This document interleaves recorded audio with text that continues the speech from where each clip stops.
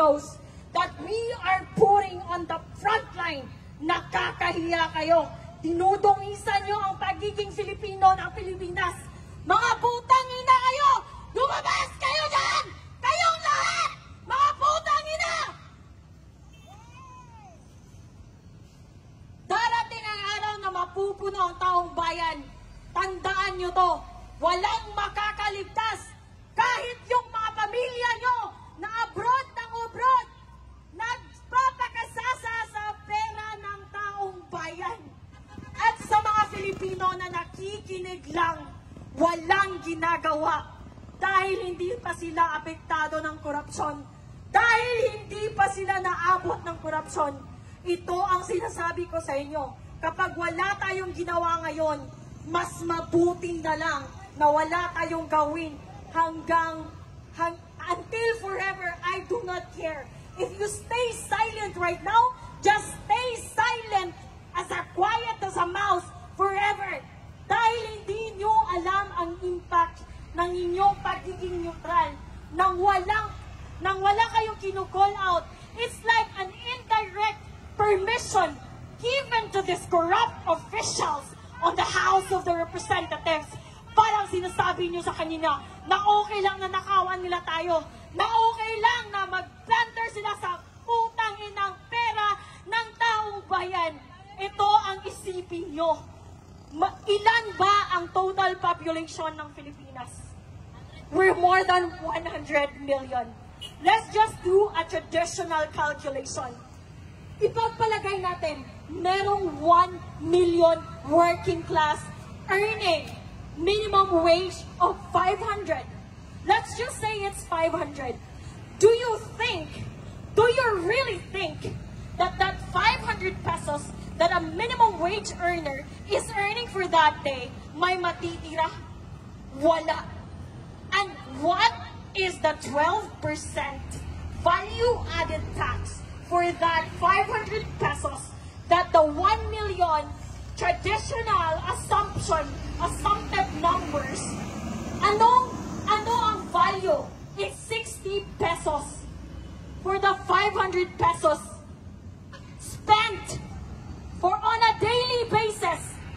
So ipagpalagay natin 60 pesos and merong 1 million minimum wage earners, that's 60 million pesos of value-added tax na napupunta sa pamahalaan. 60 million pesos. And come to think of it, it's not just value-added tax, it's not just 1 million Filipino minimum age earners. Ang daming tao, putang ina. Try to multiply 60 million pesos on a daily basis times 50 million Filipinos. Ang yaman ng Pilipinas.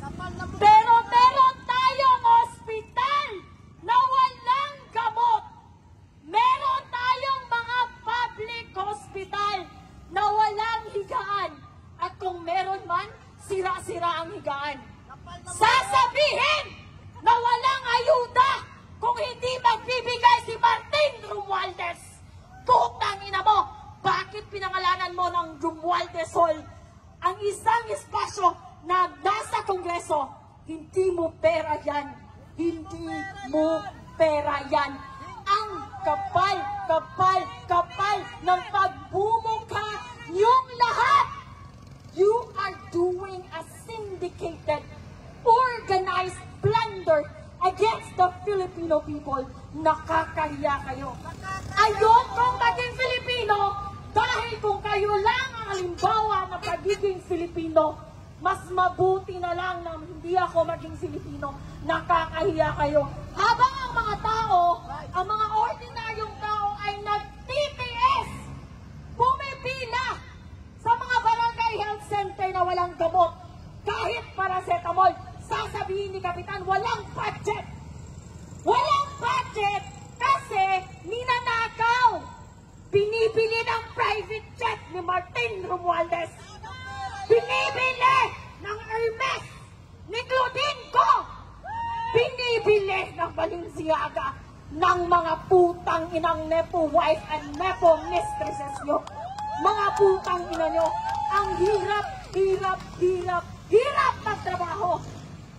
Kaming mga, it's not an excuse, it's not even a valid reason to say that ang Pilipinas is mahirap. Mahirap ang Pilipinas dahil lazy ang mga, that's not true. Take a look around. Kahit yung mga tao doing a manual labor, kahit yung mga drivers, kahit yung mga jeepney drivers, kahit yung mga nagbibenta sa bangketa, they double time to earn a few hundred pesos, to pay taxes, to contribute sa mga lavish lifestyle ng mga putang inang nasa Kongreso. Sa mga Pilipino, I urge you, sa mga dumadaan dito, magsalita kayo, makisali kayo, makilaho kayo, walang dilawan dito, walang kakamping, walang Duterte supporters. We do not need you to be anything. We just need you to be a Filipino, standing for accountability, standing for responsibility of securing our future. Kasi kapag wala kayong gagawin ngayon, wala nang bukas ang Pilipinas dahil ninanakaw nila. Walang bukas ang Pilipinas para sa atin, para sa mga anak nyo, at para sa mga anak na anak nyo. Can you imagine? We're still paying the interest of utang coming from Marcos Sr. And here we are right now. We're gonna pay again for the fucking debt of the Philippines because of their fucking plunderers in the House of the Representatives, in the Senate, and on the executive branch, Mr. Marcos. Ang kapal-kapal na mukha nyo, ang daming Pilipino. Sasabihin ng mga Nepo babies nyo na wala kami ambag sa taxes. We are taxed heavily. Can you imagine sa Southeast Asia, ang Pilipinas ang isa sa pinakamalaking merong value-added tax. I'm gonna tell you a story of how I got here. Yesterday, I was from Cebu. I booked a ticket to go. It's 2,100 pesos and few centavos or something. I got taxed. It's 340 pesos. I ride an Angkas going to the Pier 4 in Cebu City. I got taxed again. I bought soft drinks. I bought bottled water. I bought Wi-Fi subscriptions sa barko. I got taxed again. Putang inang value-added tax. Ang dami. Just try to imagine if a single Filipino is paying at least 200 pesos of value-added tax on a daily basis. 200. Multiply it by 100 million. Ang yaman ng Pilipinas. Pero wala tayong pera! Dahil makakapal ang mukha nyo dyan sa Kongreso! Lumabas kayo! Mga putang ina nyo! Mga makakapal ang mukha! I do not understand. I cannot wrap my head around the fact. Paano nyo naiisip? Paano nyo hindi naiisip kung gaano kayo ka-immoral? Kung gaano kayo ka-demonyo? Nagpapakasasa kayo sa perang hindi inyo? Tumakbo kayo para maglingkod. Just reminding you, sir and ma'am, tumakbo kayo para maglingkod, hindi para magpaglingkuran. And don't start with us honoring, telling you, addressing you as honorable. Kasi between you and the taong bayan, you are the least. You are the least organization with honors. With honors, you don't have any, zero. You don't have in any honors. Wala kayong mga moral, wala kayong mga immoral kayo, mga makakapal. I am so frustrated. I am so angry beyond angry. Nakakaputang ina kayong lahat dyan sa House of Representatives. Mga mamatay na sana kayong lahat, tamaan kayo ng kidlat. Super at pangbababoy at panggago nyo sa mga Filipino. You're treating us like an idiot. Like you don't have access to information. You're treating us as someone as imbecile. Dahil nga namin sumugod ngayon at sunugin ang mga kaluluwa nyo dahil nabilong kayo sa impyerno, mga putang ina nyo.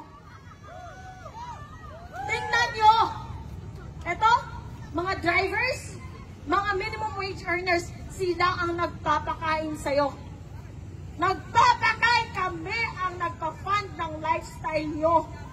Mga putang ina. Ano ginagawa nyo dyan sa Senate? Ano ginagawa nyo dyan sa Congress? Are you just doing log in and log out and that's it? No! We demand that you work diligently, you work morally, and you work hard for the Filipino people, for you to earn our trust, because you just don't deserve our trust and respect. I don't think so it's gonna happen anytime today. Mga makakapal ang mukha nyo. At sa mga kababayan nating police and armed forces of the Philippines, sir, with all due respect, I know naiipit kayo. Naiipit kayo kasi ang chief of command nyo nakakabutang ina. But then you're bound by your service, and you're bound by your contract, and you're bound by your employment. But please, this is beyond insane. This is beyond insane, mga butang ina! This is beyond insane! Ang kakapal na mukha nyo, lumabas kayong lahat. Yung mga sasakyan nyo, hindi nyo sasakyan yan. Sasakyan namin yan. Dahil kami ang nagbabayad ng mga sasakyan nyo. Ilang sasakyan ang gusto nyo? Mga putang ina nyo. Ilang bahay sa Forbes Park ang gusto nyo? Napakahirap namin dahil ninanakaw nyo ang pera na para sa amin. We're not asking for private jets. We're not asking for Balenciaga just like your wife and mistresses. We're not asking for Chanel. We're not asking for travel abroad in Europe, in Edinburgh, in Scotland, in Italy, in Paris. We don't want that. Just want the basic services. Working hospitals with medicines and with working medical professionals. Paid by Filipino taxes. Yun lang. Bare minimum lang. Basic standard, hindi nyo maibigay? What kind of employees are you? Bumaba kayo dyan. Isarado nyo yung Kongreso! Wala na mga ambag yan sa mga Filipino. Walang ambag. Zero contribution. Pinapalamon lang namin kayo. Makakapal ang mukha nyo. Sino sasakyan yan? Pinapalamon namin kayo. Wala kayong ambag, wala kayong ginagawa. Hindi kayo nagtatrabaho. Nagnanakaw lang kayo. Araw-araw. Yun lang. Yun lang ang ninanakaw nyo. Sino yan ang lumabas sa Kongreso? Yan ba ang aming honorable magnanakaw? Putang ina mo! Pinapalamunin ka! Kung merong batugan at palamunin, hindi yun ang mga standby. Ang palamunin at batugan ay nasa Kongreso. Mga putang ina ang kakapal ng mukha. Magmi-meeting kayo sa Malacanang? Mag-order kayo ng buffet? Ng steak? Ng caviar? And for what expense? From our hard-earned taxes. Ikaw, sir, you're working hard. Pera mo ang ginagasto ng mga putang inang ito ng nasa Kongreso. Isara nyo yan! Isara nyo ang Kongreso! Walang ambag dyan sa Pilipino! Putang ina! Harapin nyo kami dito! Harapin nyo mga coward kayo! Mga coward, mga walang bayad! Mga walang bayad! Nagtatago kayo sa inyong mga security. Nagtatago kayo sa House of Congress. That is our hard-earned. That building, we paid for that. Those cars, we paid for that. Maybe even the air you fucking breathe, we paid for that. The very least that you can do is to provide the basic services for ordinary people.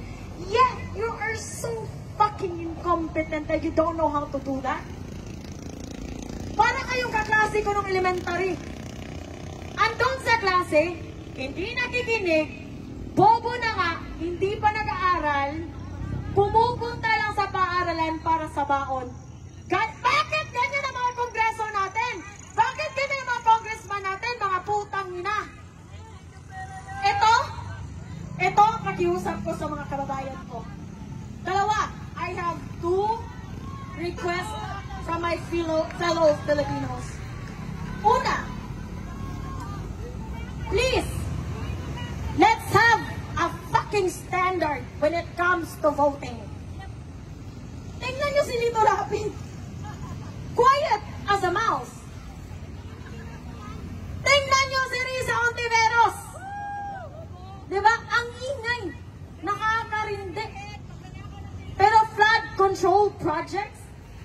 quiet as a fucking mouse. Eh? Eto, viral to na video. Tito Soto, my God, dear, I'm here. I'm finally here, Tito Soto! I'm here! And I'm gonna say it again.